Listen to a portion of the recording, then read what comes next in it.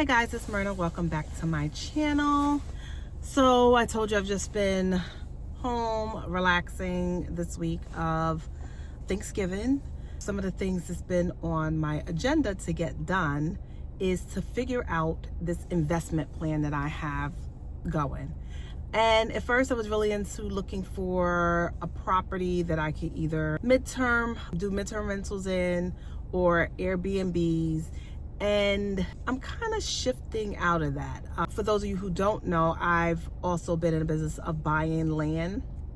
And I've had land in a couple of different states that I've bought and sold.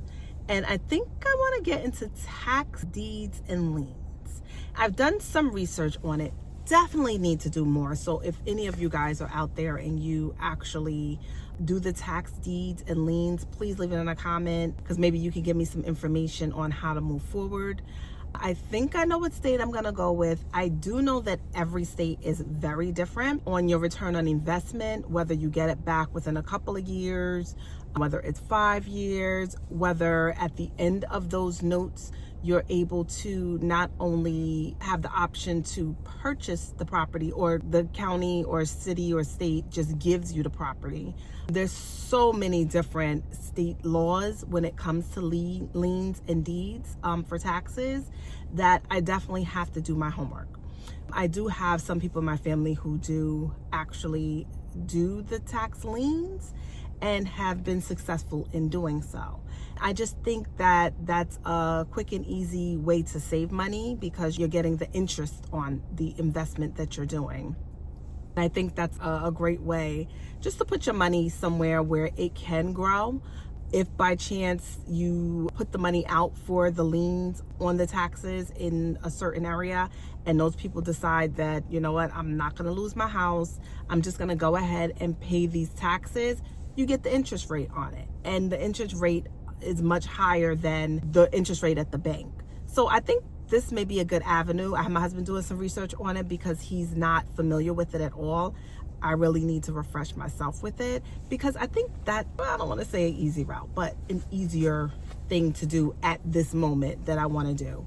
I just don't feel like I want to oversee a property and take care of the property. If my husband wants to do it, that's fine. We can definitely do something like that. But he will definitely learn how to treat the guests and do all the hosting things and things that need to be done, just so we're on even playing fields and I wouldn't be the only one doing that stuff. It's definitely going to be something that we have to agree on as a couple, as a household, as a family, to see which way we want to move forward. But I am definitely going to do another business venture. That's just what I do. I've always had some type of side hustle, no matter what type of job that I was working. And it probably started since I was working on my own.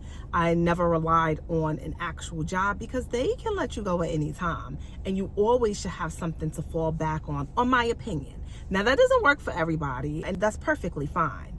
But for me, I always have to have that net underneath the bridge. If you jump over or fall over, it's something for you to land on. I'm definitely still into looking for my next business venture. I did not forget about it. I'm just trying to decide what I'm going to do. And right now, tax liens and deeds sounds really good. Sounds pretty hands off. I know that I would need to probably get a realtor just to check out a couple of the properties before I actually decide to bid on them, because they're more of a bidding, I'm gonna call it a bidding war for lack of a better word. And I know a lot of states you bid down, which is another thing that if you enter into this business, you need to know that also. So just because a state may say, oh, you'll get 12% return on investment if you purchase this tax lien, that doesn't mean you'll get the 12%. A lot of times you have to bid, and the best bidder, somebody can come down to 5%. You just never know. They may get the bid based off of their 5% return on investment, depending on the state, opposed to the 12% that they are originally offering. So there's a lot of nitty gritty. I've never gone down this lane before. Like I said, I've touched in it, I tapped in it, I've done some research on it. But I'm trying to get my husband on board, because I think this will probably be the best business venture for us to go on as a family. I think it's one of those and forget it of purchase and hope nobody comes back and pays their taxes, so you end up with a home for the small amount of the taxes that they probably owed on the particular property. Or if they do, the money I get back will be a good percentage on just not my money just sitting in the bank getting, what is it now? Sometimes it's like 1% in the bank. It's hardly anything. So to get 10%, 7%, 12%, whatever it is way better than just putting your money in a savings account and waiting for the bank to actually match it with some type of interest, because you're not going to really see that. This may be the journey that we talk about, because I think this is the way that I definitely want to go. Stay tuned to see what I'm deciding, to probably see what I've researched, if this is something that you want to do, or you may have been thinking about, or maybe you don't even know about it, and it's something I'm bringing up that just alerts you that there are other things out there for you to do.